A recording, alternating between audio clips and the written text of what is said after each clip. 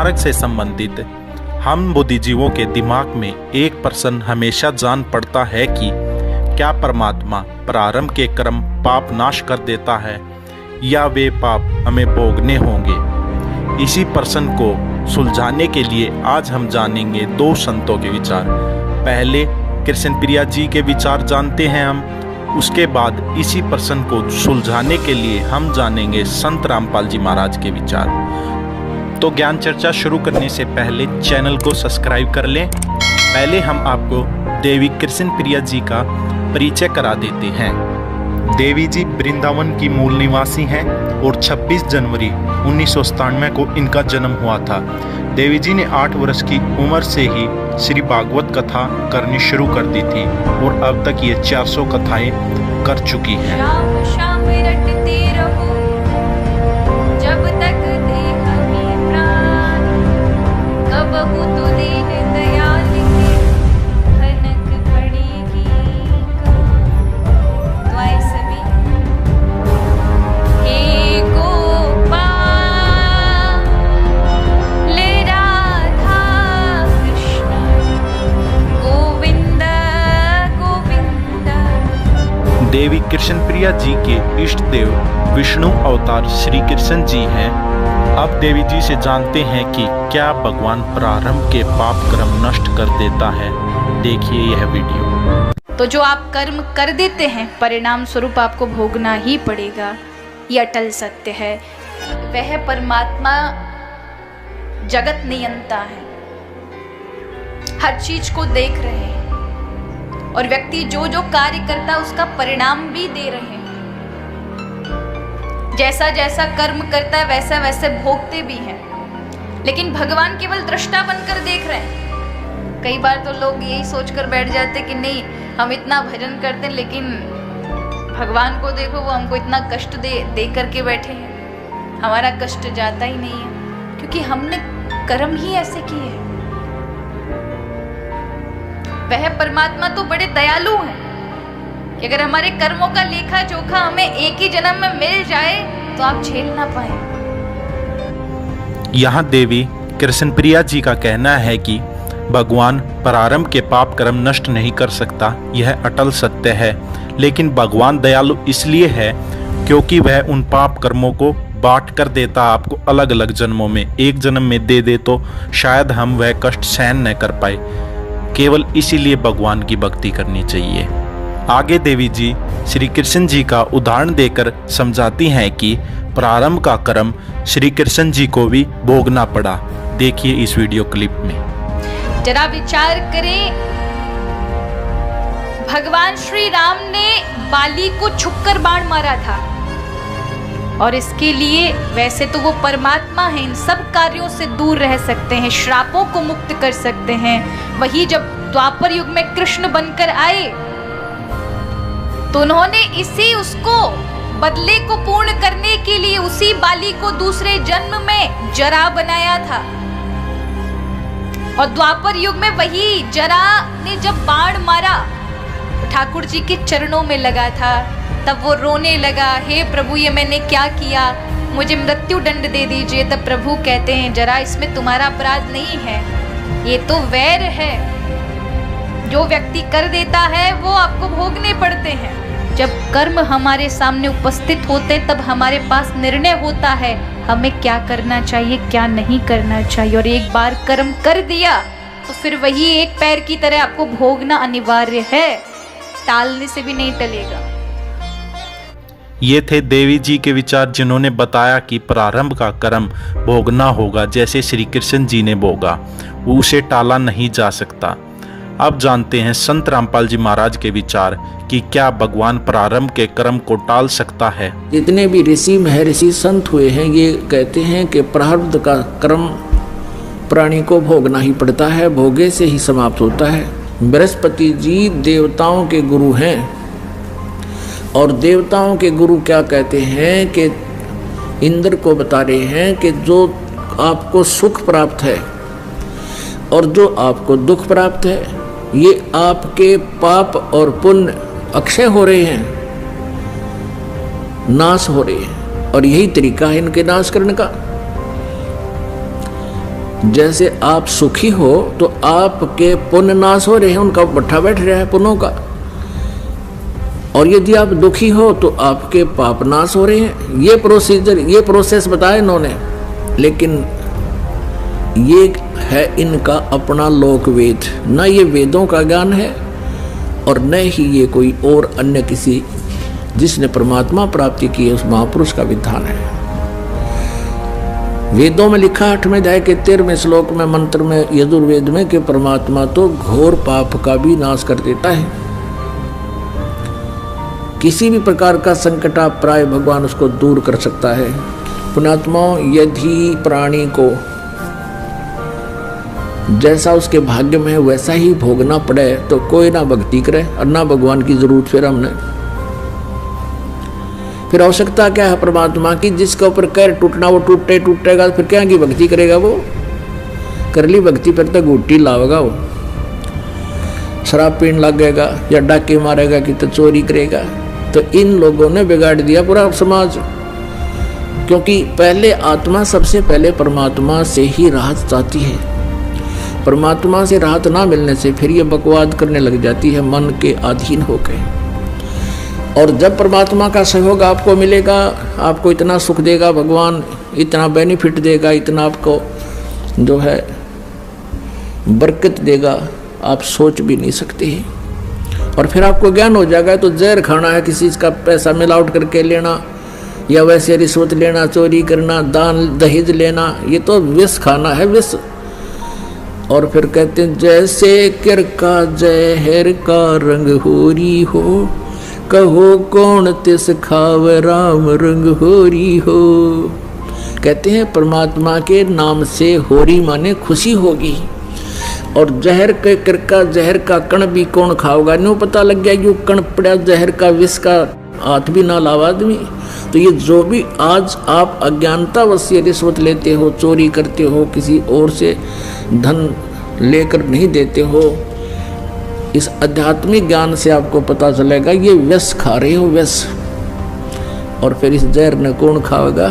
छुआ भी कोई नहीं, दूर का जाएगा, आग लगे कि क्या पता कैसा धन है ये। और अब बक्से को ना ट्रंका अंदर से तितुरियां तोड़ के काट ले जाए।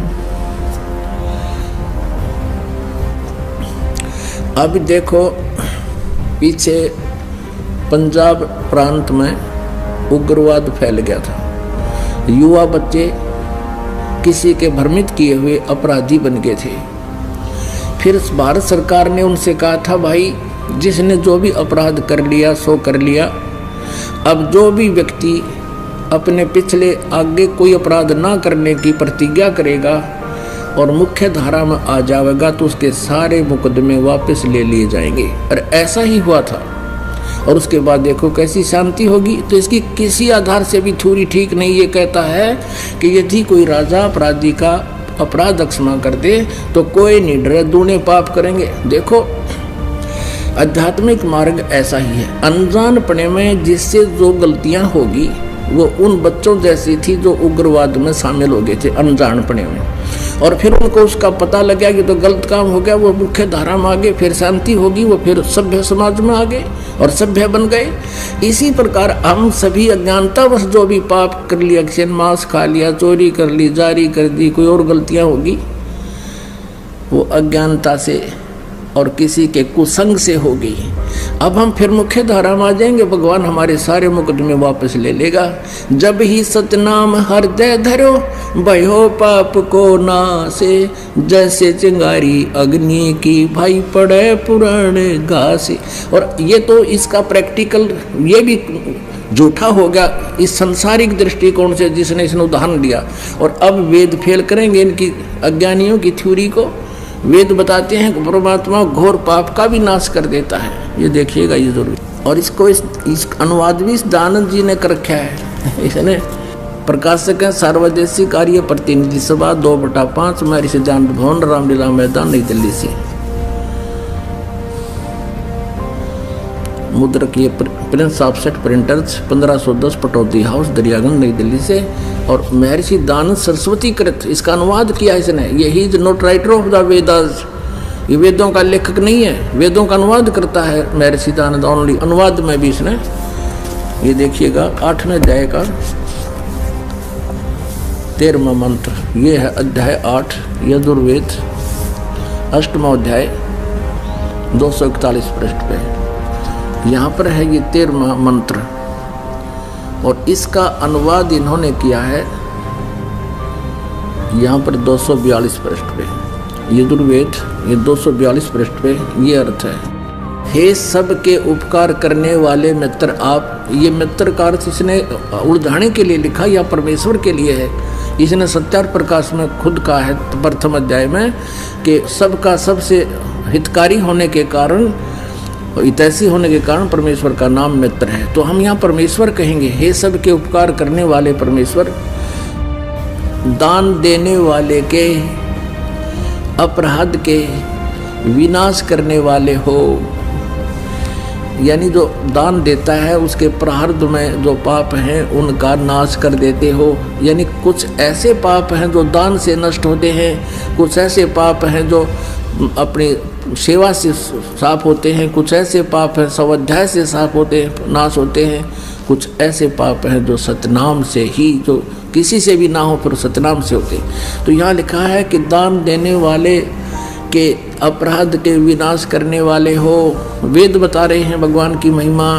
साधारण मनुष्यों के किए हुए अपराध, एनस्य मन अपराध के विनाश करने वाले हो, अक्षमा करने वाले हो, और पिता के किए हुए विरोध आचरण के अच्छे प्रकार हरने वाले हो, नाश करने वाले हो। क्योंकि एवजन माने नाश करना, और आत्म करते से अपने किए हुए एनस्य माने पाप के, अवजन माने दूर करने वाले हो, नाश करने वाले हो, अवजन माने विनाश करने वाले हो। एनस अधर्म के यानी घोर पाप के नाश करने हारे हो। और हो जानता हुआ मैं कुछ भी अधर्म आचरण किया करता हूँ वा करूँ। ओह, वे तो कहते पहले जो कर चुके और अब कर रहा हूँ और आगे भी जो करूँगा, अनजान पने में तो जो कुछ भी किया करता हूँ करूँ, उस सब का एनस माने पाप का, दुष्ट आचरण नहीं, एनस से हम भी सब कुछ पढ़ सकते हैं, इसको भी पढ़ सकते हैं संस्कृत को, क्योंकि नागरी लिपि है। एनस माने पाप है, तो कहते उस सर्वस्य माने सब, एनस माने पाप के, अवजन माने नाश करने वाले आप हैं। परमात्मा कहा करते थे, गुरु बिन वेद पढ़े जो प्राणी, समझे न सार रहे अज्ञानी। अपने आत्माओं, ना तो व्यास जी को ज्ञान, ना ब्रह्मा जी को ज्ञान वेदों का, नहीं तो ये भाषा कैसे कहता जो शुक्राचार्य जी कह रहे हैं कि मैंने ब्रह्मा जी से सुना था कि कोई भी पाप कर्म का नाश, प्रारब्ध का नाश नहीं कर सकता, जो दुख है वो भोगना पड़ेगा। और ना बृहस्पति जी को ज्ञान, और इस नकली में ऋषि दयानंद को तो था कहीं तो भांग पिए पड़ा रहा करता, दड़ी दूध पीवा दंड पे लिया करता। ये थे संत रामपाल जी महाराज के विचार, जिन्होंने यजुर्वेद से प्रमाण देकर बताया कि भगवान साधक के घोर से घोर पाप को भी नाश कर देता है। अब हम अपने दूसरे प्रसंग पर आते हैं और जानते हैं कि क्या श्री कृष्ण जी भगवान थे जिन्हें देवी जी अपना इष्ट देव मानती हैं। जरा विचार करें, भगवान श्री राम ने बाली को छुपकर बाण मारा था, और इसके लिए वैसे तो वो परमात्मा है, इन सब कार्यों से दूर रह सकते हैं, श्रापों को मुक्त कर सकते हैं। वही जब द्वापर युग में कृष्ण बनकर आए तो उन्होंने इसी उसको बदले को पूर्ण करने के लिए उसी बाली को दूसरे जन्म में जरा बनाया था। और द्वापर युग में वही जरा ने जब बाण मारा ठाकुर जी के चरणों में लगा था, तब वो रोने लगा, हे प्रभु ये मैंने क्या किया, मुझे मृत्यु दंड दे दीजिए। तब प्रभु कहते हैं, जरा इसमें तुम्हारा अपराध नहीं है, ये तो वैर है, जो व्यक्ति कर देता है वो आपको भोगने पड़ते हैं। जब कर्म हमारे सामने उपस्थित होते तब हमारे पास निर्णय होता है हमें क्या करना चाहिए क्या नहीं करना चाहिए। और एक बार कर्म कर दिया तो फिर वही एक पैर की तरह आपको भोगना अनिवार्य है, टालने से भी नहीं टलेगा। इसी प्रसंग को लेकर हम जानते हैं संत रामपाल जी महाराज के विचार। आपको दिखाते हैं कि श्री ब्रह्मा जी, श्री विष्णु जी, श्री शिव जी ये सत्यनारायण नहीं थे, अविनाशी भगवान नहीं थे, ये नाशवान थे, इनकी जन्म मृत्यु होती थी। एक झलक दिखाएंगे आपको, समझदार को संकेत बहुत होता है। देखिएगा श्रीमद् देवी भागवत, श्रीमद् देवी भागवत गीता प्रेस गोरखपुर से प्रकाशित है। इसके संपादक हैं हनुमान प्रसाद पोदार, चिमन लाल गोस्वामी। ये कहाँ से मुद्रित है? प्रकाशक एवं मुद्रक है गीता प्रेस गोरखपुर, गोविंद भवन कार्यालय कोलकाता का संस्थान। इसका एक थोड़ी सी झलक दिखाते हैं। 123 पृष्ठ, तीसरा स्कंद, 123 पृष्ठ है।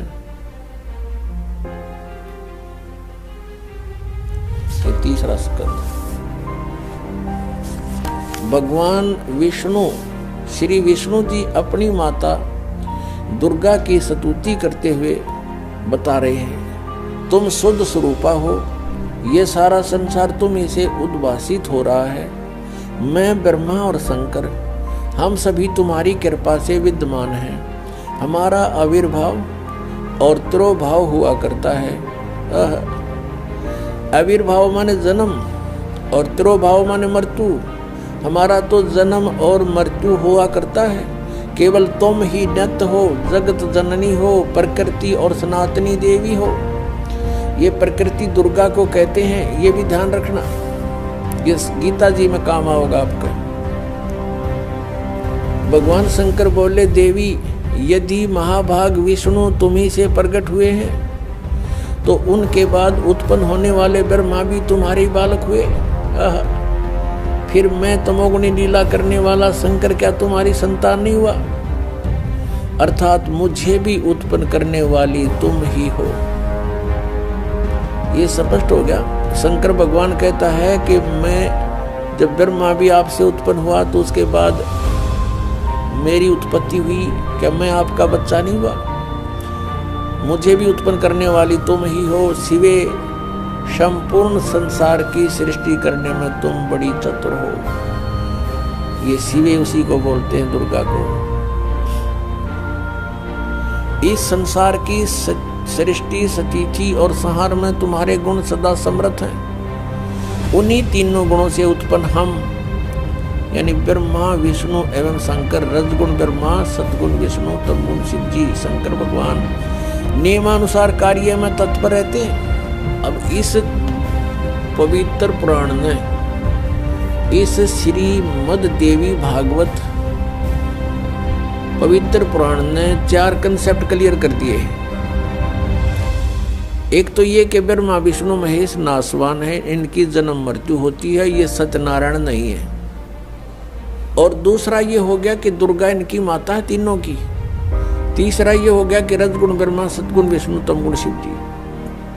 और चौथा कंसेप्ट ये क्लियर हो गया कि ये केवल नियमित कार्य ही कर सकते हैं, यानी जिसके भाग्य में जो कुछ लिखा है उतना ही दे सकते हैं। दुख है तो दुख ही देंगे, ये उसमें परिवर्तन नहीं कर पाओगे।